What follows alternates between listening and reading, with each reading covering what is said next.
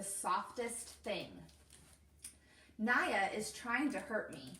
She's coming at me with a bow, a long bamboo staff with metal tips. It's one of her favorite weapons. It spins in her hands, stirring the cool air of the training room. It's a whole year after the assassination attempt, and there haven't been any attacks on our family since. But they train me harder than ever. Lately, it's all been improvised weapons. I never go anywhere without my pulse knife. But Naya wants me ready for anything. The weapons table is full of random junk. A hand screen, a scarf, a vase of flowers, a fireplace poker. I'm supposed to grab something to protect myself. The poker can't be right. Too obvious, too heavy, and slow to block that wheeling staff. The vase would shatter, and I'm barefoot. No thanks. Scarves can strangle, bind, and trap, but I'd have to get close to use it. And the spinning bow is longer than I am tall. So I grab the hand screen and fling it edgewise at Naya. For a glorious moment, it's a flying blade, flashing sharp and deadly. I almost worry it'll hurt her, but a flicker of the bow shatters it into a spray of safety glass. Naya barely squints as the shards rain past her. I grab the vase and tip it onto the mat. Maybe I can make her slip. But there's no water in the vase, just dried flowers. Petals scatter like she's getting married. Maybe I'm being too clever. As she closes in, I grab for the whap. The bow cracks down on the back of my hand and agony erupts. Anatomy classes spill like fire through my head. All those nerves in my hand laced around all those delicate bones. The best way to take down a bigger opponent is to break a finger. I'm sinking to my knees, clutching my wrist. Your turn. Naya throws me the staff. It clatters to the floor. The pain is fizzing up my arm, filling my head. Red sparks fly at the edge of my vision. Get up, she says. Fights don't stop when you get hurt. But I think it's stand and fight. She means it. All my trainers have been brain missing lately, eager to make me bleed, to break bones. But this is the first time Naya's forced me to keep fighting after hurting me this bad. I stagger to my feet, clutching the staff in my left hand. Get your weapon moving, Frey. I put my broken hand on the staff, and for a moment, it's too painful to think. Then I remember all the power of the bow comes from the back hand, and the front only guides the staff. I get the weapon spinning barely, faster. It's impossible, but I try anyway. If I pass out from the pain, at least this will be over. Naya darts forward to the table, then rolls back out of reach, the scarf in her hands. She ties a quick knot at one end. Of course, the correct answer is always the softest, fluffiest thing on the table. She flicks the scarf into the slow gear of my staff.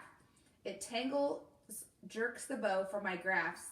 The jolt to my broken hand is so painful, I almost throw up. The best way to blunt a force is to tangle it, Naya says. This was the point of today's lesson, I suppose, a parable to make me wiser.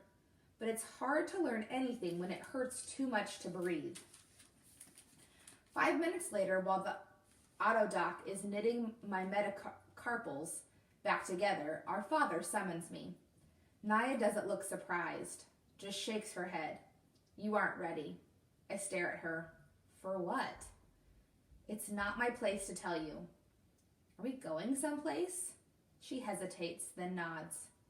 So there's a reason for this.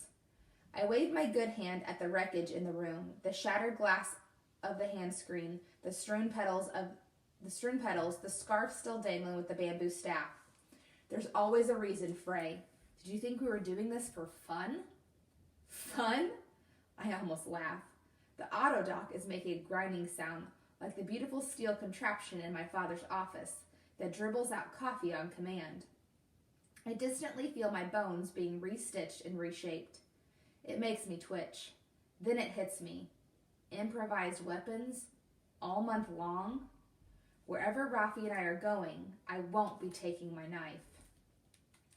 Naya and I take the private elevator up. Only people who know about me are allowed to use it. There are special hallways for me, too, marked with red stripes for the highest clearance members of staff. When we were little, sometimes Rafi would hide in our room and let me wander the house. When I was dressed like her, I could go anywhere I wanted, but the freedom was never really happy-making because I was always alone. So we made up a better game. We pretended we lived in a dungeon with monsters roaming the halls. Sneaking into the non-secure corridors, we'd spy on the staff at work, careful not to be seen.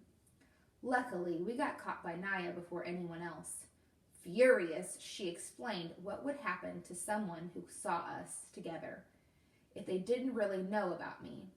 After that, the game wasn't fun anymore, but I miss having times for games. My hand is wrapped in a cold sleeve to keep the swelling down, but the bones are knitted, but the tissues deep inside feel wrong.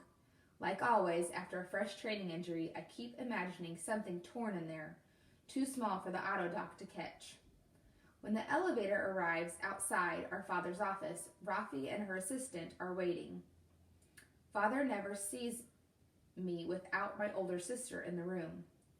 Bonding too closely with his spare daughter would be sloppy. Rafi takes in my sweatpants and flesh face and cold sleeve around my hand. You smell like effort, she says. Part of her act is making everything look effortless, but she offers a little shrug of sympathy. At least he'll be able to tell us apart. This makes me smile. Once when we were 10 years old, we dressed up to fool him. Rafi in workout gear and me in pinafore. She spent a solid hour getting my makeup right, me squirming the whole time. Our father didn't spot the deception, but Donna did. She didn't let us ride our hoverboards for a month. But it was worth it for those moments of power over our father, knowing something that he didn't. Now he keeps us waiting. Naya checks the readout on my cold sleeve while Rafi's assistant lists what parties she's attending tonight.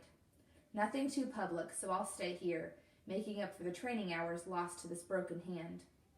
Normally I'd be happy to stay home, but after a month of heavy workouts, I need a night at the dance club, one of the big places where I get to leave the family suite and take Rafi's place on the floor.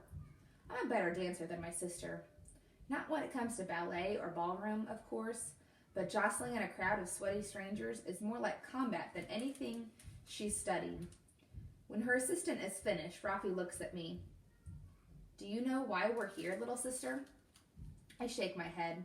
She looks disappointed and gives me one of her old hand signals, the one we started using when we realized they were always watching us. Follow my lead. As if I ever do anything else. The doors to the office open and Donna Oliver is waiting there. Your father will see you now. Our father's office is the highest floor of the tower, which he built the old-fashioned way with a skeleton of steel. He doesn't trust hover struts, just metal and stone. From 200 meters in the sky, the city looks puny. The distant forest blurs into a model of green, but the clouds still loom large, hunkering in the distance, unconquerable. My sister curtsies and I nod my head. Our father's staring off into an air screen, giving no signal he's paying attention. You girls have noticed the change in your routine, Donna begins.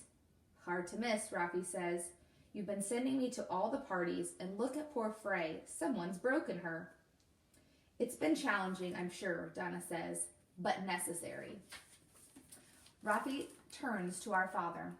This is about the Palafox deal, right? Still looking off into the air screen, he smiles to himself. I don't know what deal they're talking about. Business and politics aren't my job. All I know is that the Palafoxes are the first family of Victoria, a smaller, weaker city 400 kilometers south of Shreve, not a military threat. Very good, Rafia. Donna gives my sister a measured smile. We're almost done with the agreement. Next month, Victoria's salvage operations will merge with ours. You mean we'll handle security? Rafi says. Protect them from the rebels while they pick through the ruins? the rusty ruins. So this is about steel. This is history that every little Lee knows. Centuries ago, there were people called the Rusties who loved metal. They dug mines, poisoned rivers, and tore down entire mountains to get it. They used the metal to build their cities, their cars, their tools, and of course, the weapons they annihilated each other with. Now, all that's left of the Rusties is their ruins. The bones of the old world are their legacy to us. Turns out, picking through those dead cities to recycle rusty metal is much easier than digging it out of the ground. Our father loves to build, and he's close to exhausting all the ruins near Shrev. So he wants to make a deal. Protection for metal. Donna Oliver is still smiling, but Rafi's expression makes me nervous. That twitch in her eye, like she's about to have a tantrum. Why would the Palafoxes trust you? She says, straight to our father's face. My breath catches, and Donna's expression draws tight. He doesn't seem angry, though. It's another moment before his eyes drop from the air screen to take us both in. Me sweaty and injured, my sister sharp and focused. A knife with two edges. A good question from a clever girl. Why would they trust us to drop an army in their ruins? He smiles again. The answer is, they don't. My heart pulses in my right hand. No one trusts our father. They all remember what he did to his allies here in Shrev once he got what he wanted from them. They're all nobodies now, like they never existed. Our father makes his own reality. The Palafoxes want a token of good faith, he says, a guarantee that we'll give their ruins back once the rebels have been driven away. My sister's eyes are bright, like she's working up tears. Daddy, don't do this! They insisted. His voice softens. It has to be something we'd never risk losing, something more important to us than anything else in the world, something exquisite. You can't, Rafi shouts. I won't let you. Dread silence falls, like it does whenever she raises her voice to him. Donna looks like she wants to disappear, and it dawns on me what they're talking about. Sending my sister to the Palafoxes as a hostage. She's the collateral for the deal. If our father keeps the ruins, the Palafoxes keep Rafi. The world tilts a little beneath my feet. We've never been separated for more than a few days. Those are the terms, he says. The Palafoxes insisted. But they'll know. Rafi takes a step closer to his desk, her voice raw. She'll never fool them. That's when my pain-addled brain grasps the rest of it. Rafi's been out socializing, building her face rank, making it clear that she's indispensable to our father's leadership. But I've been the one training with the improvised weapons, because no one lets a hostage keep a pulse knife. She's not going to be the collateral. I am. The world tilts a little farther. Frey can handle this, Donna says. Rafi wheels on her. In what universe? This isn't a bunch of randoms asking for autographs. It's another first family. We'll train her, Donna says. In a month? She doesn't know how to dress, how to eat. She barely knows how to hold a conversation. Rafi's words sting, even if she's trying to protect me. It's true, Donna relents. This isn't something our training program has anticipated.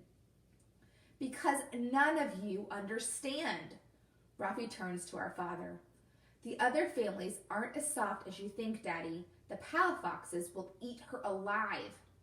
I stare at Rafi, wondering how soft she thinks I am. She can't keep me locked in our room forever. But no one asks my opinion. No one even looks at me.